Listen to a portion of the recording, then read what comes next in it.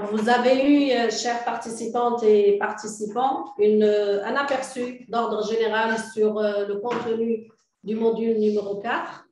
Alors, pour ce qui est de notre programme, décliné en 4 jours, rapidement, mais vous aurez ces documents. Au fur et à mesure, les documents sont mis dans le chat.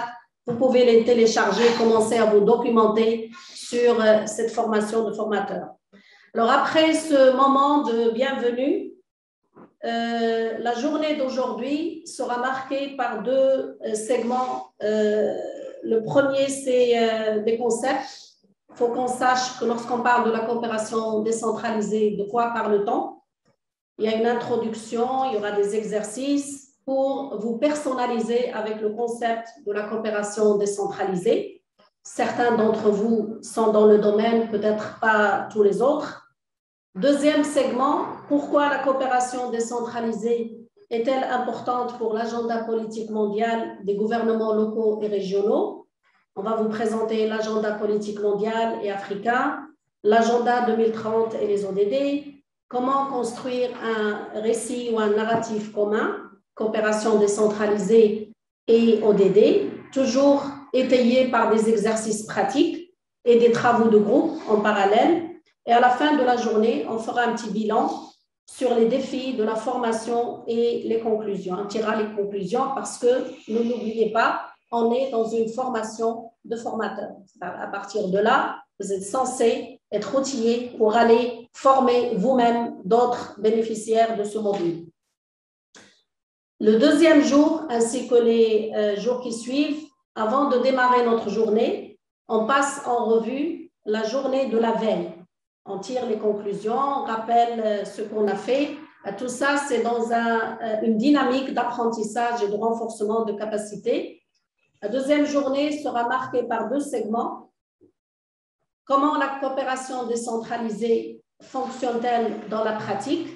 Il y aura un décortiquage des typologies, des modalités, des formes de la coopération décentralisée, les nouveaux flux de la coopération décentralisée, les méthodes et formes d'implication dans la coopération décentralisée pour les ODD.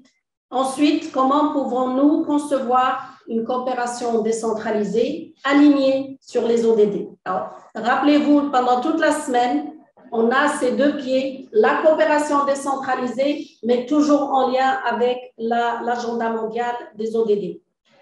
On tirera les bilans et les défis de la formation à la fin de la journée. Et toujours des exercices pratiques. Hein. Ça vous permet d'avoir des exposés, des PowerPoint ou des conférences. Et ensuite, vous êtes toujours dans des exercices pratiques pour renforcer les apprentissages. Troisième jour, comment concevoir un projet de coopération décentralisée, générateur d'impact en lien avec les ODD, avec un exercice, comment incorporer les ODD dans la coopération décentralisée. Comment mobiliser les financements? Et Jean-Baptiste vient de le dire, la coopération a besoin de financement, a besoin de ressources pour les initiatives en ce sens. On va partager des conseils utiles. Avec qui le faisons-nous? L'ODD 17, mobiliser des partenariats territoriaux pluripartites pour la coopération décentralisée. Vous aurez des exposés sur l'ODD 17. Comme ça, vous savez de quoi s'agit-il et comment il faut œuvrer à localiser cet ODD, à le territorialiser. 4e jour de notre programme, on va cartographier, mobiliser les multiples parties prenantes pour les partenariats liés aux ODD, le potentiel de la coopération décentralisée à mobiliser les partenariats territoriaux pluripartites pour le développement durable, avec un exercice qui s'intitule « La route vers un village reculé ». Vous allez avoir le temps de découvrir de quoi s'agit-il. Ensuite, pour qui le faisons-nous? À travers l'importance, la mise en exergue de l'importance de la communication, des rapports, du suivi, de l'évaluation des initiatives de coopération, toujours étayées par des exercices pratiques. Et le dernier segment, ça va être une conclusion et une clôture pour nous préparer pour le futur. Voilà, grosso modo, les grands axes de notre programme de formation de formateurs. Et pour aujourd'hui, si Fernando peut changer de slide, s'il te plaît. Il y a quelqu'un qui attend pour la place. Alors, je vois une belle photo de Jean-Baptiste. Le programme de la deuxième de ce jour, s'il te plaît, Fernando.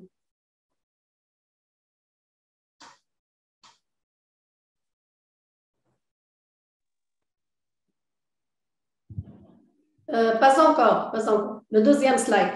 Voilà. Si on peut l'agrandir.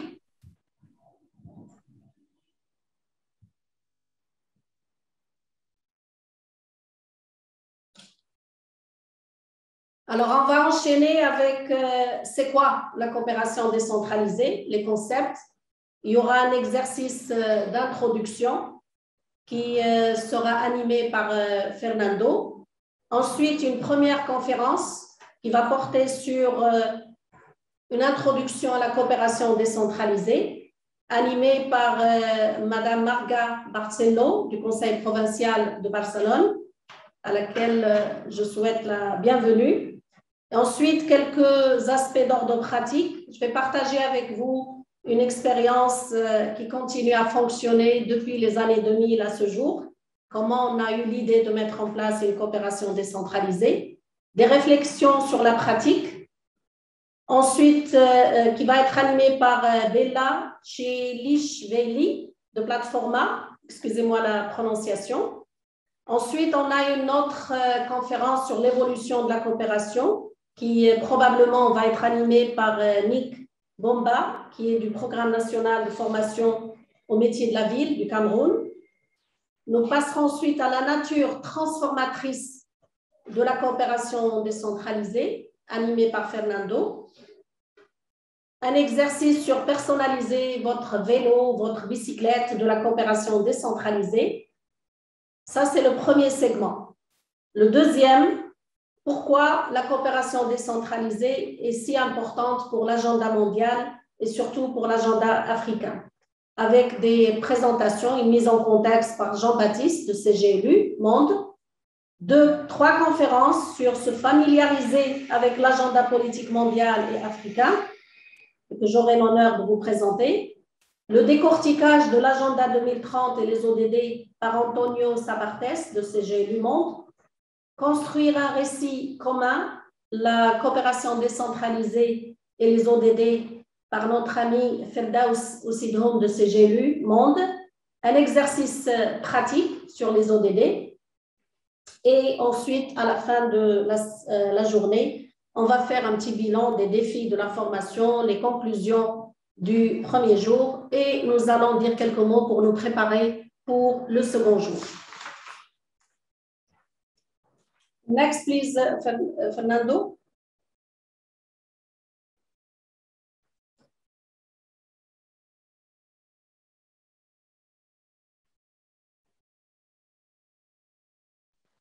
Je pense que c'est ça, non, Najat? Pas encore, sur les objectifs et les règles du jeu. Ah, d'accord.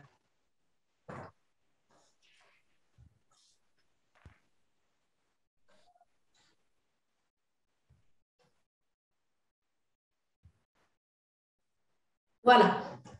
Alors voilà très brièvement l'objectif de notre offre de formation de formateurs. C'est comment utiliser une approche d'apprentissage mixant et alignant à la fois des conférences, des exercices pratiques, des activités et des travaux en groupe pour atteindre deux objectifs fondamentaux. Premièrement, permettre à tous les participantes et participants d'acquérir des connaissances en matière de coopération décentralisée, mais en lien avec les ODD, à travers 4 jours de formation et de sessions d'apprentissage. Alors, s'il vous plaît, nous vous invitons à utiliser la fonction chat ou discussion. C'est ça, Serge? C'est discussion. C'est ça le chat. L'espace discussion que vous avez en bas de l'écran pour poser des questions, pour mettre des outils dont vous disposez, pour interagir avec les participants pendant les 4 jours. Deuxième objectif, transmettre des compétences, des outils, des méthodes que les participantes et les participants peuvent utiliser dans la formation des publics qu'ils vont cibler à leur niveau. une fois de plus, tirer le meilleur profit de l'espace, le chat ou discussion pour interagir. Alors, vous pouvez le faire pendant les moments où c'est prévu de poser des questions et avoir des réponses.